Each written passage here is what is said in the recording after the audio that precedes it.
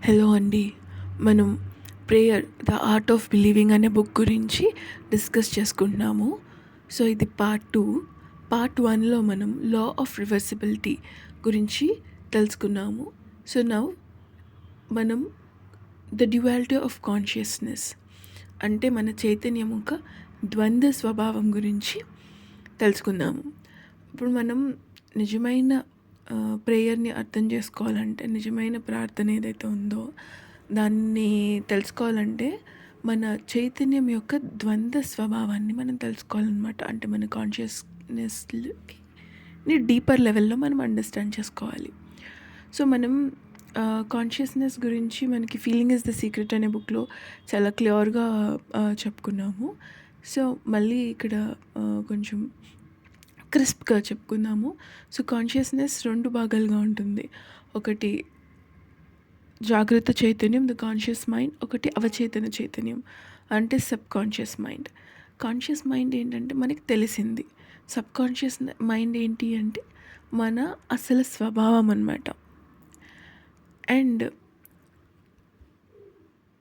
మన conscious mind ఏంటంటే అది దానికి ఆలోచనలు చేసే శక్తి ఉంటుంది. మన సబ్ కాన్షియస్ మైండ్కి ఏంటంటే అలాంటి ఏమి ఉండదన్నమాట. అది మనం ఏమిస్తే అది అవుట్పుట్ కింద ఇస్తుంది. మన కాన్షియస్ మైండ్ అన్నది చాలా చిన్నదైనా మనం సబ్ కాన్షియస్ మైండ్ చాలా శక్తివంతమైందనమాట. ఇప్పుడు ఈ ఫ్రేజ్ చూడండి, నేను మరియు నా తండ్రి ఒకటే, కానీ నా తండ్రి నాకన్నా చాలా గొప్పవాడు. ఇక్కడ 2 థింగ్స్ మనం చూసుకోవాలి. ఒకటేంటి ఐ యామ్ గాడ్ అనేస్తున్నాం. దీంట్లో ఐ యామ్ గాడ్లో కరెక్టే, ఐ యామ్ గాడ్, నేను నా తండ్రి ఎవరైతే ఉన్నారో అదొకటే. కానీ గాడ్ అన్నవాళ్ళు ఎప్పుడు మనకన్నా గొప్పవాళ్ళు. ఎందుకు ఎప్పటి వరకు ఈ ఫీలింగ్ మనకు ఉంటుంది అంటే మన ఇందులో నేను అనేది ఏంటంటే మన కాన్షియస్ మైండ్ అనమాట. ఐ యామ్ అనేది మన కాన్షియస్ మైండ్. గాడ్ లేదా నా తండ్రి అని ఏదైతే అంటామో అది మన సబ్ కాన్షియస్ మైండ్. ఏ రోజైతే మనము మన గాడ్లీ స్టేట్కి చేరుకుంటామో, అంటే మన కాన్షియస్ మైండ్కి మన సబ్ కాన్షియస్ మైండ్కి అసలు తేడా ఉండదో ఆ రోజు మనకి నేను నా తండ్రితో సమానం అనేది మనకి తెలుస్తుంది. ఐ యామ్ గాడ్ అనేది ప్యూర్గా మనం కన్వే అవుతుందన్నమాట. అప్పుడు దాకా ఐ యామ్ గాడ్ తత్వంలో, అంటే నేను నా తండ్రి ఒకటే అన్న తత్వంలో మనం లైఫ్ని లీడ్ చేస్తూ ఉండాలి. అట్ వన్ పాయింట్ మనం ఐ యామ్ గాడ్ అంటే నేను నా తండ్రి ఒకటే, అండ్ నేను నా తండ్రి ఎంత గొప్పవాడో నేను కూడా అంతే గొప్పవాడిని అన్న దాంట్లోకి మనం ట్రాన్సెండ్ అయిపోతాం అన్నమాట. సో, మన అవచేతన మనసు, మన కాన్షియస్ మైండ్కి యొక్క శక్తి ఏంటంటే, ఇప్పుడు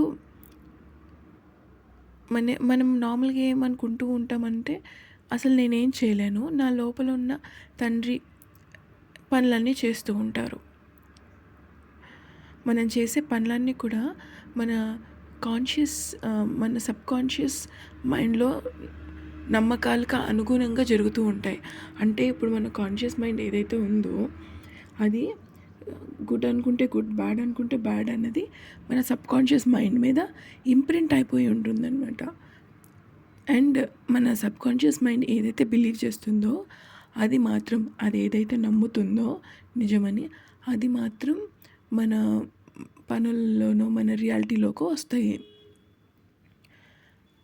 అండ్ ఈ ప్రపంచంలో ఏదైతే ఫామ్ అయిందో దాంట్లో ప్రతి అణువు కూడా మన సబ్ కాన్షియస్ మైండ్లో అది నిద్రపోతూ ఉంటుందన్నమాట.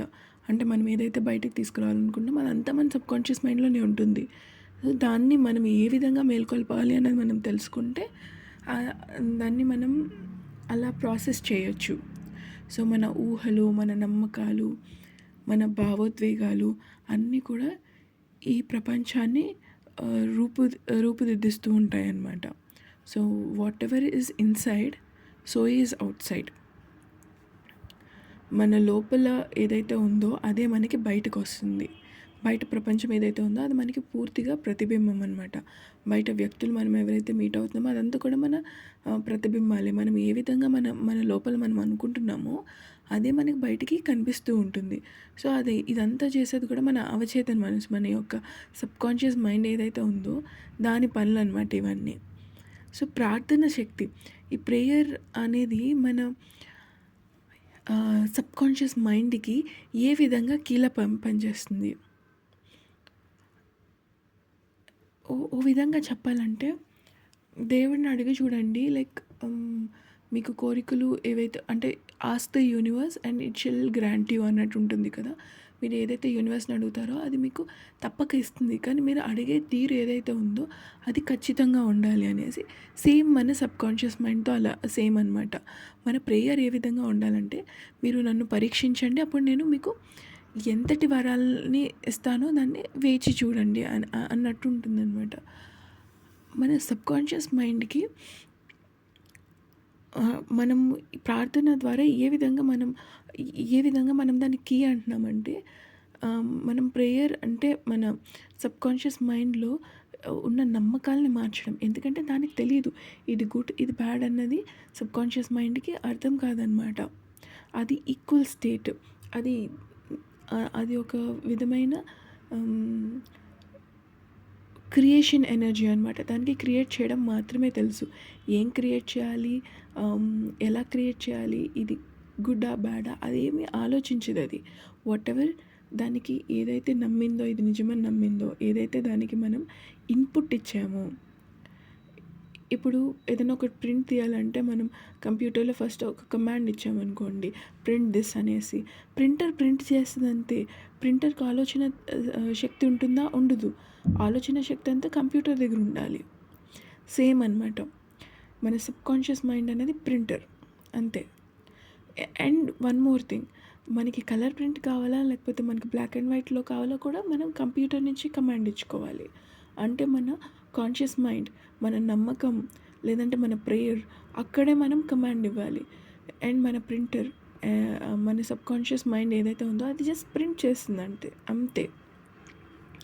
సో, మన ప్రార్థన మన ప్రేయర్‌లో ఏంటంటే మన సబ్‌కాన్షియస్ మైండ్‌లో ఉన్న నమ్మకాలు ఏవైతే ఉన్నాయో అవి మార్చాలన్నమాట. నమ్మకాలు మారితే ఏమవుతుంది అనంటే, మన జీవిత పరిస్థితులు ఏవైతే ఉన్నాయో అవి మారిపోతాయి.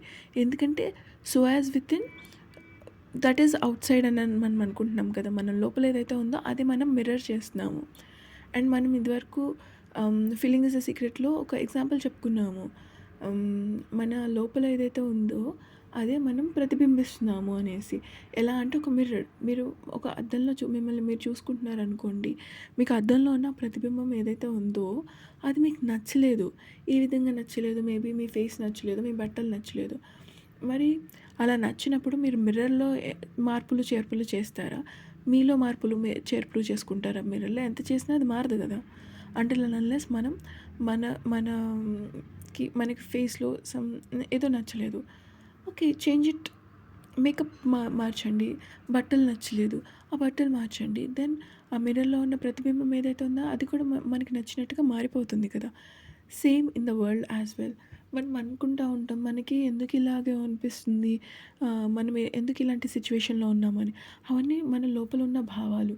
మన లోపల మనల్ని మనం ఎలా చూసుకుంటున్నాము, మనల్ని మనం ఈక్వల్‌గా చూసుకుంటున్నామా వరల్డ్‌లో, లేకపోతే మనకి మనం కండిషన్స్ పెట్టుకున్నామా? నేను అర్హుడిని అన్న దృష్టిలో చూస్తున్నానా? లేకపోతే నేను అనర్హుడిని కానీ నాకు ఇది కావాలి, ఎప్పుడు ఆ కొరత భావనలో ఉంటున్నానా? మనం ఏదైతే అనుకుంటున్నామో అలాగే మనకి ఈ ప్రపంచం అన్నది కనిపిస్తూ ఉంటుందన్నమాట. సో, బయట మనం ఏదైనా మార్చాలి, బయట పరిస్థితులు మార్చాలి అనంటే అవి తప్పకుండా ఫస్ట్ మనము మన లోపల మార్చుకోవాలి. ఏ విధంగా మార్చుకోవాలి? మన ఆలోచనల రూపంలో మార్చుకోవాలి. మన ఎమోషన్స్ రూపంలో మార్చుకోవాలి. మన బిలీఫ్ సిస్టమ్ ఏదైతే ఉందో, మన భావాలు ఏ విధంగా మనం బిలీఫ్ సిస్టమ్ ఉందో దాన్ని మార్చుకోవాలి. మన అవగాహన శక్తి ఏదైతే ఉందో దాన్ని మార్చుకోవాలి. అండ్ ఎప్పటికప్పుడు మనం నాలెడ్జ్‌ని గెయిన్ చేసుకుంటూ ఉండాలి. ఇవన్నీ ఎలా వర్క్ చేస్తాయి అన్నది మనకి తెలిసుండాలన్నమాట. సో, మన నమ్మకాలు మారితే మన జీవన పరిస్థితులు అన్నవి ఆటోమేటిక్‌గా మారిపోతాయి. అదే మన ప్రేయర్. ప్రేయర్ ఏ విధంగా ఉండాలి? మన నమ్మకాన్ని మార్చే దిశలో ఉండాలి. సో, అది అప్పుడు మన సబ్‌కాన్షియస్ మైండ్ ఏదైతే ఉందో దానికి ఒక కీలాగా వర్క్ చేస్తుంది. అండ్ మన కాన్షియస్ మైండ్ అండ్ సబ్‌కాన్షియస్ మైండ్‌కి తేడా ఏ విధంగా ఉంటుందంటే, కాన్షియస్ మైండ్ ఏదైతే ఉందో అది దాంట్లో ఏముంటాయంటే అనుభవాలుంటాయి, మన విద్య ఉంటుంది, మన పరిశీలన ఉంటుంది. ఇవన్నిటి వల్ల ఇవన్నిటిని అది నిర్ణయిస్తుందనమాట. దానికి గుడ్ అండ్ బ్యాడ్ తెలుసు, మంచి చెడులు తెలుసు, లాజిక్ అనేది ఉంటుంది. సబ్‌కాన్షియస్ మైండ్‌కి లాజిక్ అనేది ఏది ఉండదు. ఏదిస్తే అది నమ్మేస్తది, దాని ప్రకారంగా చేసేస్తుంది. Simple example computer and printer. Computer వచ్చి మన కాన్షియస్ మైండ్, ప్రింట్ వచ్చి మన సబ్‌కాన్షియస్ మైండ్. మీకు ప్రింట్‌లో ఉన్నది మంచి క్వాలిటీలో రావాలి, మంచి ఇమేజ్ రావాలని అంటే ఎక్కడ మనం ఫస్ట్ దానికి ఇవ్వాలి? ఫస్ట్ కంప్యూటర్ నుంచి మనం ఇవ్వాలి. ఎందుకంటే మన సబ్‌కాన్షియస్ మైండ్‌కి దానికి నిజం, అబద్ధం ఇలాంటి తేడాలేం తెలీదనమాట. ఓ విధంగా చెప్పాలంటే అది దేవుడు లాంటి ఒక శక్తి. మనం దేవుడిని అడుగుతాము, దేవుడు హీ గ్రాంట్స్ కదా! మనం కోరికలు కోరుకునేటప్పుడు కరెక్ట్‌గా కోరుకోవాలని ఎందుకంటారు? ఎందుకంటే దేవుడు అనేవాడు ఎవరంటే మనం ఏదైతే కోరుకుంటున్నామో అది జస్ట్ మనకి ఆ కోరికని మనకి లైక్ తదాస్తు దేవతలు అని అంటారు. లైక్ ఏం కోరుకుంటున్నామో అది నిజమైపోతుంది. సో, అలాంటి ఒక శక్తే కదా మనకి సబ్‌కాన్షియస్ మైండ్. మనం ఏదనుకుంటే అది నిజమైపోతుంది. మరి ప్రార్థన ఎలా పనిచేస్తుంది? ఇప్పుడు మీరు ఒక కోరిక ఏదైతే కోరుకుంటున్నారో దాన్ని ఆల్రెడీ నెరవేరినట్టు ఊహించుకోండి. అండ్ ఆ భావనలో పూర్తిగా లీనమైపోవాలనమాట. అండ్ అది నిజము, పూర్తిగా నిజమని నమ్మినప్పుడు మన సబ్‌కాన్షియస్ మైండ్ ఏంటంటే అది సత్యంగా అది భావిస్తుంది, అది నమ్మేస్తుంది. ఇది సత్యమే. వీళ్ళు ఏదైతే ఆ ఫీలింగ్‌లో ఉన్నారో అది ఆల్రెడీ ఉంది అనేది నమ్మేస్తుంది. అండ్ దాన్ని మనకి రియాలిటీలోకి మార్చేస్తుందనమాట. సో, మీ లోపల ఏదైతే ఉందో అది బయట ప్రపంచాన్ని ప్రభావితం చేస్తుంది. అంటే మన అంతరంగం ఎలా అయితే ఉంటుందో మన బయట జీవితం కూడా అలాగే ఉంటుంది. సో, మనం ఏదైతే కోరుకుంటున్నామో మనం లోపల కనుక దాన్ని విశ్వసించగలిగితే అది మనకి బయటకి ప్రత్యక్షమై తీరుతుంది.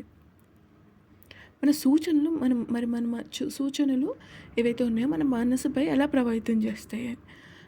ఇప్పుడు మనకి మనం ప్రేరేపించిన భావాలు ఏదైతే ఉన్నాయో ఇతరుల మనసులను కూడా అలాగే ప్రభావితం చేస్తూ ఉంటాయన్నమాట. Through telepathy. మనలో మనం ఏదైతే నమ్మకాలు కలిగి ఉంటామో ఇతరుల ప్రవర్తన కూడా దానికి అనుగుణంగా మార్చగలుగుతామన్నమాట. అండ్ ఏ విధంగా అయితే మనము ఇతరుల గురించి భావిస్తున్నామో వారు అలాగే స్పందిస్తూ ఉంటారు. అందుకే ప్రపంచాన్ని మార్చడం అన్నది ఫస్ట్ మీలోనే లేదా మనలోనే సాధ్యమవుతుంది. ఫస్ట్ మనల్ని మనం మార్చుకుంటే బయటయన్నీ మారుతూ ఉంటాయన్నమాట. సో, మనము ఈ డ్యుయాలిటీ కాన్సెప్ట్‌లో ఏంటంటే మనం ప్రేయర్ ద్వారా మన నమ్మకాలు ఏదైతే ఉన్నాయో అవి మార్చకపోతే మన బయట పరిణామాలు మారవు అన్నవి తెలుసుకోవాలి. లేదా మన నమ్మకాలను మార్చగలిగితే మన బయట పరిణామాలు కూడా మారుతాయి అన్నది అర్థం చేసుకోవాలి. Duality what is so within like that is out side. మన బయట వరల్డ్ ఏదైతే ఉందో దట్ ఈస్ వితిన్ యూ. మన కోరిక ఏదైతే ఉందో అది ఆల్రెడీ నెరవేరిపోయింది అన్న భావాన్ని ముందే కలిగి ఉంటే అదే అయిపోతుందన్నమాట. అండ్ మన భావోద్వేగాలు, మన ఊహలు, మన నమ్మకాలు ఇవన్నీ కూడా మన భవిష్యత్తుని తీర్చిదిద్దుతాయి అనేది మనం నమ్మాలి. మనం తెలుసుకోవాలి ఫస్ట్. ఎందుకు తెలుసుకోవాలి అని అంటే మన కాన్షియస్ మైండ్ ఎలా వర్క్ చేస్తుంది, మన సబ్‌కాన్షియస్ మైండ్ ఎలా వర్క్ చేస్తుంది అనేది మనం తెలుసుకున్నాం. మన సబ్‌కాన్షియస్ మైండ్‌ని ఒక కంట్రోల్‌లో పెట్టాలి అని అంటే మనం ఎంత కంట్రోల్ మన కాన్షియస్ మైండ్ మీద పెట్టాలి, ఏ విధంగా మన డే టు డే లైఫ్‌లో కాన్షియస్ మైండ్‌ని మనం యూజ్ చేయాలి. ఎందుకంటే మనకు తెలుసో తెలియకుండానో మన ప్రపంచంలో మనం ఏదైతే వింటున్నామో, ఏదైతే మనకు వస్తుందో న్యూస్ విధంగా కావచ్చు, మన సొసైటీలో జరుగుతున్నాయి కావచ్చు, మన లైఫ్‌లో జరుగుతున్నాయి కావచ్చు, ప్రతీదీ కూడా మనమే సృష్టిస్తున్నాము. సో, మన మనం బానే ఉన్నాము. కానీ మన చుట్టూ ఉన్న సొసైటీలో ఏదో ఒక అన్యాయం జరుగుతూ ఉందంటే, మనం తెలుసుకోవాల్సిందేంటంటే, అన్‌కాన్షియస్‌గా మనం ఎరుక లేని స్థితిలో నుంచి వాటిల్ని క్రియేట్ చేశాము అనేసి. సో, మనం ఎంత డిసిప్లిన్డ్‌గా ఉండాలి, ఆ డిసిప్లిన్డ్ స్టేట్ ఉండాలి అనంటే, మన కాన్షియస్‌నెస్ అండ్ సబ్‌కాన్షియస్ మైండ్ గురించి తెలుసుకోవాలి. పూర్తిగా తెలుసుకోవాలి. ఎలా వర్క్ చేస్తున్నాయని తెలుసుకోవాలి. తెలుసుకున్న తర్వాత మనం ఎంత వాటిని కంట్రోల్డ్ స్టేట్‌లో మనం తీసుకెళ్ళాలి. మనం ఇప్పుడు మనం మంచి వాళ్ళుగా మనం దైవత్వంలో ఉండాలి అనంటే, మనం ఎప్పుడు మన సబ్‌కాన్షియస్ స్టేట్‌లో ఉండాలి. మన సబ్‌కాన్షియస్ స్టేట్‌లో ఉండాలి అంటే, మనం ఆ డ్యుయాలిటీ నుంచి విడిపోవాలనమాట. ఆ డ్యుయాలిటీ నుంచి మనం విడిపోవాలంటే, ఎప్పుడూ కూడా ఉన్నత స్థితిలో ఉండాలి. మనం ఎప్పుడూ కూడా అవేర్ స్థితిలో, ఒక మైండ్‌ఫుల్ స్టేజ్‌లో ఉన్నామనుకోండి, మనం పాస్ట్‌లోనూ ఉండం, ప్రెజెంట్‌లోనూ ఉండం. గుడ్ ఆలోచించం, బ్యాడ్ ఆలోచించము. ఒక మైండ్‌ని ఎప్పుడు ఎంప్టీ స్టేట్‌లో పెట్టుకున్నామనుకోండి, we are living as if in a so, subconscious స్టేట్‌లో ఉన్నాను అనంటే, like I'm living in a godly state. అంటే నా తండ్రి ఏదైతే ఉన్నారో ఆ స్థితిలో నేనున్నాను. గాడ్ ఏదైతే ఉన్నారో ఆ స్థితిలో నేనున్నాను. సో, ప్రపంచాన్ని మార్చే శక్తి ఎక్కడుందండి? మనలోనే ఉంది. అది ఏ విధంగా ఉంది? మన ప్రార్థనా శక్తి రూపంలో ఉంది. మన ప్రార్థనా శక్తితో ఏం చేయొచ్చు? మన నమ్మకాలు మార్చుకోవచ్చు. మన నమ్మకాలు మారితే ఏమవుతాయి? మన బయట పరిణామాలు ఏవైతే ఉన్నాయో అవి మారుతాయి. అవి ఏ విధంగా మన నమ్మకాలని మనం ఆహ్, నె ఈజీగా మనము మార్చొచ్చు, ఎలా ఇంప్రూవ్ చేయొచ్చు? ఎప్పుడైతే మనం ఆల్రెడీ మన నమ్మకం ఏదైతే ఉందో ఆ స్థితిలో మనం భావించినప్పుడు, ఆ స్థితిలో మనం లైఫ్‌ని అదే తీరులో మనం లివ్ చేసినప్పుడు, ముందుగానే మనం మనం కోరుకున్నది మనం పొందాము అన్న స్టేట్‌లో లివ్ చేసినప్పుడు, మన భావోద్వేగాలని, మన ఊహల్ని, మన నమ్మకాల్ని మనం మార్చుకున్నప్పుడు మన భవిష్యత్తు కూడా మారిపోతుంది. సో, లా ఆఫ్ డ్యుయాలిటీ గురించి మనం తెలుసుకున్నాం కదా! మన కాన్షియస్‌నెస్ యొక్క డ్యుయాలిటీ గురించి. అండ్ అది ఏ విధంగా 2 ఒకటే. కానీ అందులో స్థితులున్నాయి. ఆ స్థితిలో ఏది ఏ విధంగా వర్క్ చేస్తాయి అన్నది తెలుసుకుందాం. అండ్ హైయెస్ట్ స్టేట్ ఏదైతే ఉందో, మన సబ్‌కాన్షియస్ మైండ్ ఏదైతే ఉందో, దాన్ని ఏ విధంగా మనం కంట్రోల్ చేసుకోవాలి, అది ఏ విధంగా వర్క్ చేస్తుంది, దానికి ఏ విధంగా మనం ఇన్పుట్ ఇవ్వాలి, దానికి ఇచ్చిన ఇన్పుట్ ద్వారా అది ఏ విధంగా వర్క్ చేసి రియాలిటీని క్రియేట్ చేస్తుంది. అండ్ మన చుట్టూ ఉన్న రియాలిటీ, మన వరల్డ్‌ని మనం ఏ విధంగా క్రియేట్ చేసుకున్నామో, మనం ఏ విధంగా అయితే మార్చాలని అనుకుంటున్నామో, అది ఎలా మనం చేసుకోవచ్చు, like how can we bring change, మనం ఆ చేంజ్ అన్నది ఏ విధంగా మనం తీసుకురావచ్చు, ఇవన్నీ కూడా మనం తెలుసుకున్నాము ఈ పార్ట్‌లో. మళ్ళీ మనం నెక్స్ట్ పార్ట్‌లో ఇంకా కొన్ని విషయాలు గురించి తెలుసుకుందాము. Thank you friends.